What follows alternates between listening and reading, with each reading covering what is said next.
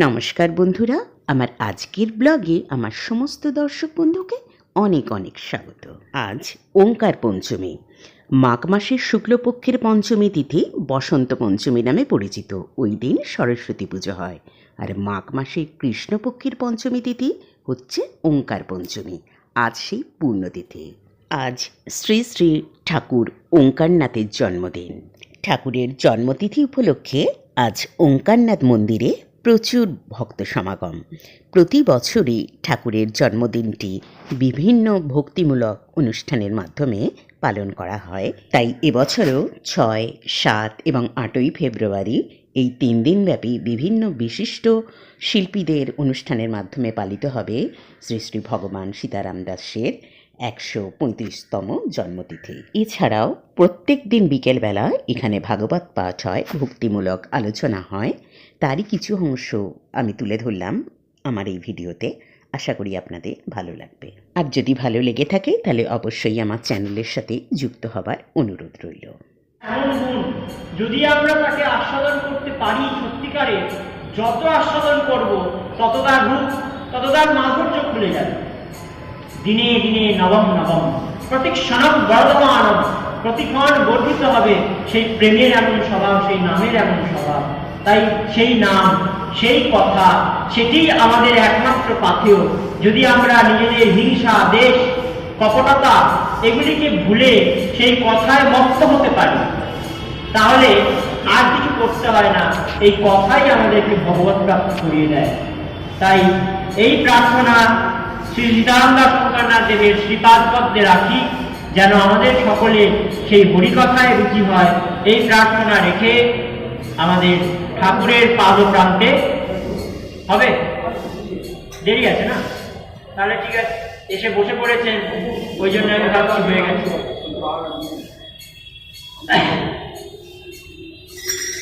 তো এই যে বললাম, হিংসা দেশ ভুলে, হিংসা দেশ ভুলে করতে হবে নাম। এবার আমরা বলতে পারি এ তো গান্ধীজির অহিংসা হয়ে গেল, গান্ধীজির অহিংসা আন্দোলন। হিংসা কাকে বলে? না, 3 প্রকারের হিংসা আছে। একটা কায়িক, একটা বাচিক, একটা মানসিক। 3টে হিংসা। কায়িক হিংসা, ধরুন আপনাকে কেউ মারলো, আপনিও তাকে ঘুরে ফিরে একটা চাপ্পড় মেরে দিলেন, তাহলে এটা কায়া দিয়ে হিংসা করলেন তার প্রতি, তাহলে এটাকে বলা হয় কায়িক হিংসা। বাচিক হিংসা, আপনি মারলেন না কিন্তু বললেন তোকে দেখে নেব, তোকে ছাড়বো না, বাচিক হিংসা। মুখে মুখে তাকে গালাগাল দিলেন 2-4টে। আর মানসিক হিংসা, মুখেও কিছু বললেন না, হাতেও কিছু করলেন না, কিন্তু মনে মনে ভগবান ওকে শাস্তি দেবে, ভগবান ওকে দেখে নেবে। এই যে মনে মনে ভাবনা, এটা একটা হিংসা। হিংসা বর্জিত হতে হলে 3টে হিংসা থেকে দূরে হতে হবে। এবার প্রশ্ন আপনারা করতেই পারেন যে হিংসা ছেড়ে দিলে হবে কি করে? হিংসা যদি ছেড়ে দিই তাহলে লোকে আমাকে মেরে চলে যাবে চড়চাপ্পু। গান্ধীজি যেমন বলছে, এক গালে মারলে আর এক গাল তাড়িয়ে দাও, সেরকম করলে যে পাবে মেরে দিয়ে চলে যাবে, তাই না? এরকম করলে কি হয়? বলে হিংসা কতক্ষণ লোকে করে, আমাদের প্রতি হিংসা লোকে কতক্ষণ করে জানেন? একটা গল্প বলি। লোকনাথ প্রভু ছিলেন, লোকনাথ ঠাকুর রণে বনে জলে জঙ্গলে যেখানে বিপদে পড়বে সেখানে আমাকে স্মরণ করবে, আমি তোমাদের রক্ষা করবো বলেছেন না লোকনাথ ঠাকুর। তো এই লোকনাথ ঠাকুর একবার বসে আছেন জঙ্গলে, আর দুজন ইংরেজ একটা বাঘকে তাড়া করেছে, বন্দুক বাঘকে মারতে বলেছে। তো বাঘটি ছুটে আস্তে আস্তে আস্তে আস্তে হঠাৎ এসে লোকনাথ ঠাকুরের কাছে বসে পড়েছে। আর ওই ইংরেজরা খুঁজতে খুঁজতে অনেকক্ষণ পরে এসে দেখছে লোকনাথ ঠাকুরের গাটা চাটছে বাঘ। তো জিজ্ঞাসা করছেন, আচ্ছা আপনাকে কিছু বলছে না কেন বাঘ? সবাইকে মেরে ফেলে, খেয়ে ফেলে, আপনাকে কিছু বলছে না কেন? তখন উত্তরে উনি খুব সুন্দর উত্তর দিয়েছিলেন, দেখো, যতক্ষণ আমাদের নিজেদের মধ্যে হিংসা থাকে ততক্ষণই অন্যে আমার সঙ্গে হিংসা করে। লোকে হিংসা কতক্ষণ করে? যতক্ষণ আমার মধ্যে হিংসাটি রয়েছে। এই জগৎ একটা আয়নার মতো। জগৎটা কেমন? আয়না। আয়নায় যেমন আমি আমাকে দেখতে পাই, ঠিক সেরকম আমার মধ্যে যা কিছু আছে সেইটা জগতে আমরা দেখতে পাই। আমার মধ্যে হিংসা থাকলে লোককে আমরা হিংসুটে দেখি, আমার মধ্যে কাম থাকলে লোককে আমরা কামি দেখি, আমার মধ্যে রাগ থাকলে লোককে আমরা ক্রোধী দেখি, রাগী দেখি, মনে হয় এরা লোকটা কি খারাপ। তাহলে দোষ যদি আমার মধ্যে না থাকে তাহলে লোকের দোষ আমরা দেখতে পাই না। সেই জন্যই হিংসা যদি নিজের মধ্যে না থাকে, চলে যায়, তাহলে হিংসা করে যে জীব তারাও নিজেদের হিংসা ভুলে যায়। যেমন ছিলেন রামাই ঠাকুর। নাম শুনেছেন রামাই ঠাকুরের? রামাই ঠাকুর নাম শুনেছেন? শোনেননি বোধহয়। রামাই ঠাকুর ছিলেন নিত্যানন্দ প্রভুর যে পুত্র বীরচন্দ্র প্রভু, তার পাতানো ভাই রামাই ঠাকুর। তো এই রামাই ঠাকুর বৃন্দাবন থেকে যখন এলেন, এসে একটি জঙ্গলের মধ্যে থাকতে আরম্ভ করলেন। সবাই বললো, বাবা ওখানে থাকবেন না। বলে কেন? এই জঙ্গলে একটা ভয়ানক বাঘ আছে, যে বাঘ যাকে পারে তাকে মেরে ফেলে, গ্রামে এসে সব মানুষকে নিয়ে যায়। বাঘ খুব ভয়ানক বাঘ, থাকবেন না, খুব হিংসা করার বাঘ। রামাই ঠাকুরকে সবাই বারণ করলেন, কিন্তু উনি শুনলেন না, থাকতে আরম্ভ করলেন, রয়েছে। কিছুদিন বাদে লোকেরা ভাবলো সাধু বাবা বোধহয় মারা গেছে, এতদিন ও বাঘের পেটের মধ্যে চলে গেছে, যাই দেখে আসি আছে কিনা। দিনের বেলায় গেছে, গিয়ে দেখে বাঘটি সামনে বসে আছে, বাঘের গলায় তুলসী মালা, আর বাঘ বসে বসে প্রসাদ পাচ্ছে, ফলমূল পাচ্ছে। বাঘ আর মাংস খায় না। সবাই জিজ্ঞাসা করছে, কি করে বললেন বাবা এমন চমৎকার? বাঘকে আপনি বৈষ্ণব বানিয়ে দিলেন, তুলসী মালা পরিয়ে দিলেন গলায়। তখন লোকেরা বলল, বাঘ না, আগে বাঘ ছিল, এখন বাঘ না, বাঘ নেই। সেই থেকে জায়গাটার নাম হয়ে গেল বাগনা পাড়া। দেখবেন নবদ্বীপ যাওয়ার পথে মাঝখানে পড়ে বাগনা পাড়া বলে একটা স্টপেজ পড়ে, ওখানে রামাই ঠাকুর থাকতেন। বাঘ ছিল, কিন্তু এমনই বৈষ্ণবের প্রভাব, এমনই হৃদয়ের ভালোবাসা, যে বাঘের স্বভাবটি পরিবর্তন হয়ে গেল, হয়ে গিয়ে তিনি পরম বৈষ্ণব হয়ে গেলেন। বাঘও নিজের স্বভাব ভুলে যায়, হিংসা ভুলে যায়, যদি আমার মধ্যে হিংসা না থাকে। তো চৈতন্য মহাপ্রভু যখন যাচ্ছিলেন ঝাড়খণ্ডের জঙ্গল দিয়ে, মহাপ্রভু প্রেমানন্দে দুহাত তুলে নাচছেন, হরি বল করতে করতে মহাপ্রভু চলছেন ঝাড়খণ্ডের পথে বৃন্দাবনের উদ্দেশ্যে।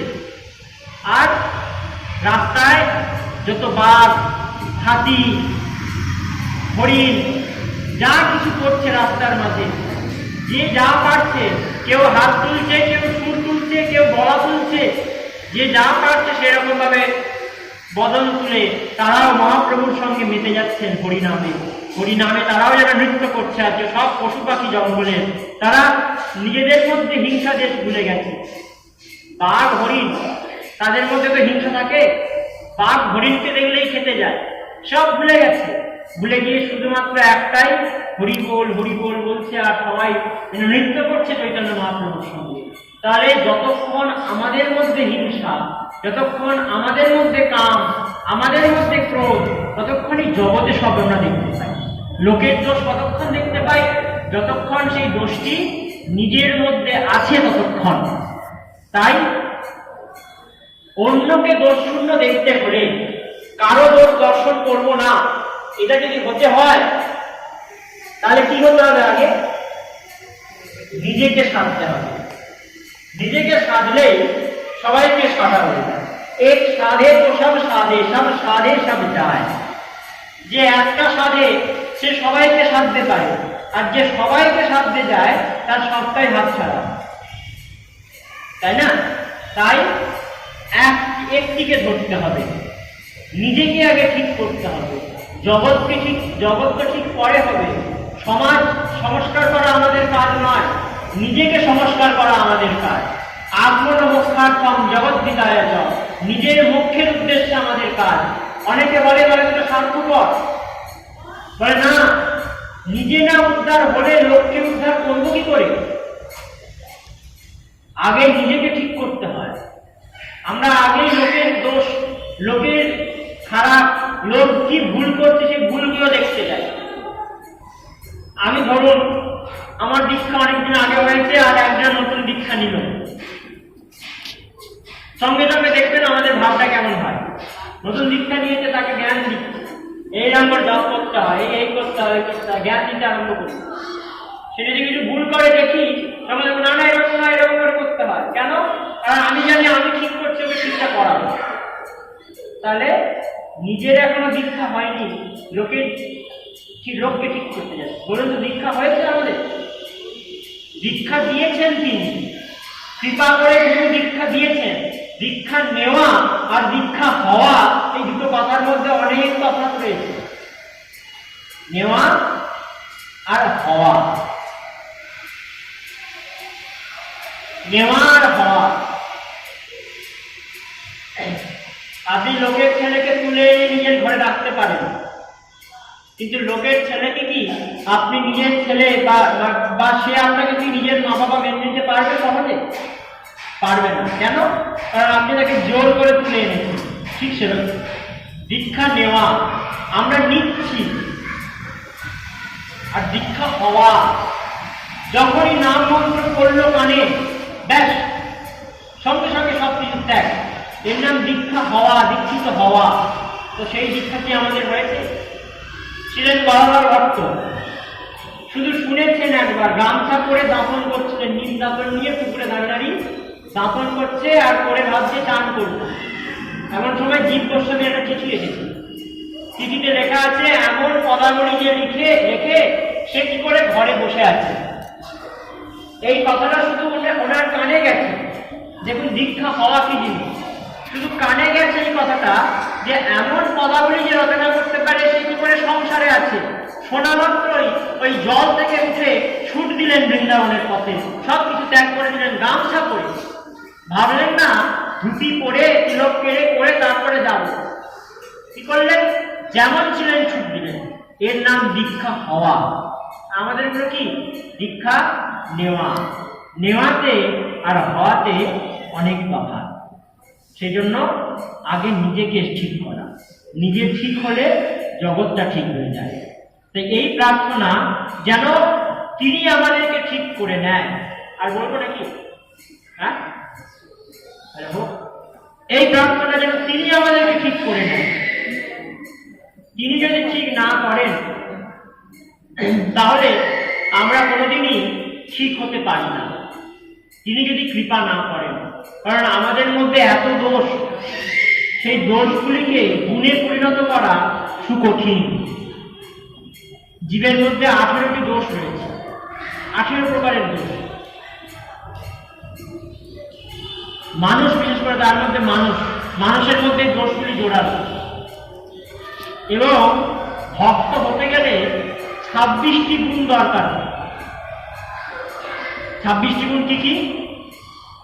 চৈতন্যতে বলছেন কৃপালু, গুণন সবাই 26টা। কৃপালু, অকৃতদ্রোহ, সত্যসার, সম, নির্দোষ, বদান্য, মৃদু, শুচি, অকিঞ্চন, সর্বপ্রকারক, শান্ত, কৃষ্ণৈক স্বরূপ, অকাম, অনিম, স্থির, বিজিত সর্বগুণ, মৃতভূক, অপ্রমত্ত, মানব, অমানি, গম্ভীর, করুণ, মৈত্র, কবি, দক্ষ, মৌনী। এই সব মহাগুণ হয় বৈষ্ণব শরীরে, কৃষ্ণ ভক্তি কৃষ্ণ গুণ সকলে সঞ্চারে। 26টা গুণের প্রথমটি যদি নিই, কৃপালুতা। কৃপালুতা গুণটা আনতে কোটি কোটি জন্ম লেগে যায়, তবু আমরা কৃপালু হতে পারি না। কৃপা কাদের হয়? ভক্তদের কৃপা। ভক্তরা কৃপাময় হয়। কৃপাময় তাদের বিগ্রহ, তাদের এমন কৃপালুতা যে তারা নিজেদের কষ্টটা ভাবেন না, তারা শুধু আমাদের সুখ ভাবেন। সাধু সন্ত এমন কৃপাময় হয় না, তারা নিজেদের কষ্ট ভাবেন না, আমাদের সুখ ভাবেন। ঠাকুর রামকৃষ্ণ পরমহংস দেবের গলায় ক্যান্সার, ডাক্তার বলেছে একটা কথা বলবেন না, শব্দ করবেন না বলবে। সবাই বলছে ঠাকুর আপনি না বললে আমরা কি করে থাকবো?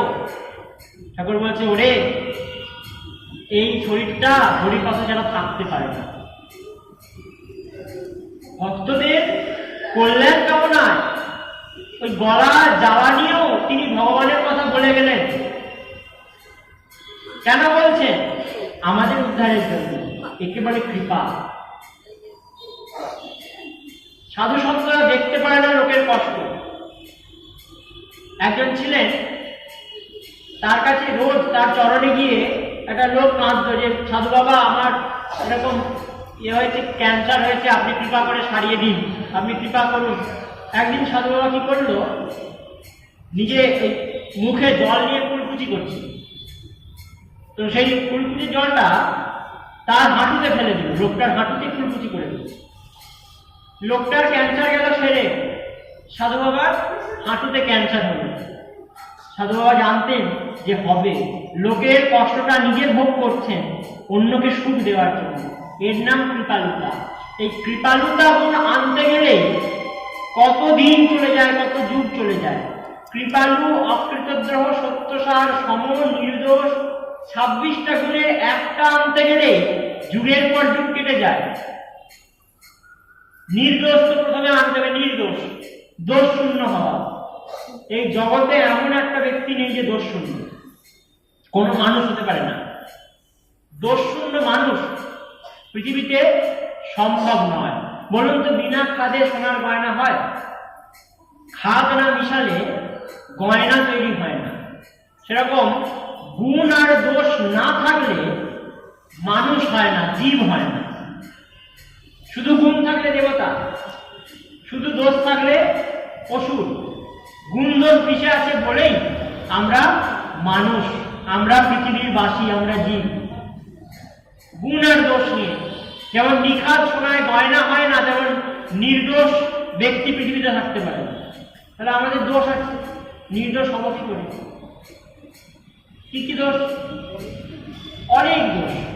কাম, ক্রোধ, লোভ, মোহ, মদ, মাৎসর্য, হিংসা, শেষ, পরাপেক্ষা, উল্লঙ্ঘন, লোলতা, মাৎসর্য, মোহ, তন্দ্রা, ভ্রম, রূক্ষরস, পরিশ্রম, আকাঙ্ক্ষা, আশঙ্কা, ক্রোধ, বিশ্ববিভ্রম, এইরকম করে 18টি দোষ আছে আমাদের। তাহলে নির্দোষ হব কি করে? একটা দোষ ছাড়তে গেলেই জীবন চলে যায়।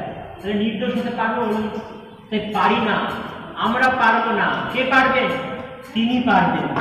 কখন পারবেন? যখন দেখবেন আমরা চেষ্টা করছি, তখন তিনি পারবেন। তিনি কখন করবেন? এমনি এমনি করবেন না। যখন দেখবেন বারবার আমার মায়াতে এরা বারবার পরাজিত হচ্ছে, কিন্তু চেষ্টা করছে, বারবার প্রাণ ভরে ডাকছে, হে গোবিন্দ তুমি কৃপা করে আমায় বাঁচাও, তুমি না কৃপা করলে, তুমি না এই সংসার থেকে আমাদের উদ্ধার করলে, আমরা কি করে উদ্ধার হব? এই বলে বারবার ডাকছে। যখন তিনি শুনতে পাবেন, তখন তিনি কৃপাটি করবেন। তখন তিনি বলবেন, আহারে আমার ভক্ত আর তো হয়ে আমায় ডাকছে, কৃপা তো করতেই হবে। তখন কৃষ্ণ ভক্তে কৃষ্ণ গুণ সকলই সঞ্চারে। এই যে বললাম, নির্দোষ মানুষ সম্ভব নয় পৃথিবীতে। যিনি ভক্ত হন তিনি সত্যিকারের নির্দোষ হয়ে যান, তার মধ্যে আর কোনো দোষ থাকে না। কি করে হয় সেটা? তার কৃপাতে হয়, মানুষ চেয়ে পারে না। অপ্রাকৃত দেহ হয়ে যায়, তার দেহটাই আলাদা হয়ে যায়, অপ্রাকৃত হয়ে যায়। যেজন ভগবানের শরণাপন্ন হয়, তাই তার কৃপাতেই আমরা তাকে লাভ করতে পারি। সেই জন্য তার কাছে এই প্রার্থনা, যেন তিনি আমাদের এই হিংসা, দেশ, এই সমস্ত অবগুণগুলিকে সরিয়ে আমাদের গুণগুলি যেন তিনি প্রকাশ করেন, এবং তিনি যেন আমাদেরকে হরিভক্ত করেন। এই প্রার্থনা শ্রী ঠাকুরের পাদপ্রান্তে রেখে আজকের কথা এখানে বিশ্রাম। বলে ভক্তবৎসল ভগবান কি, রাধা রানী কি, কৃষ্ণ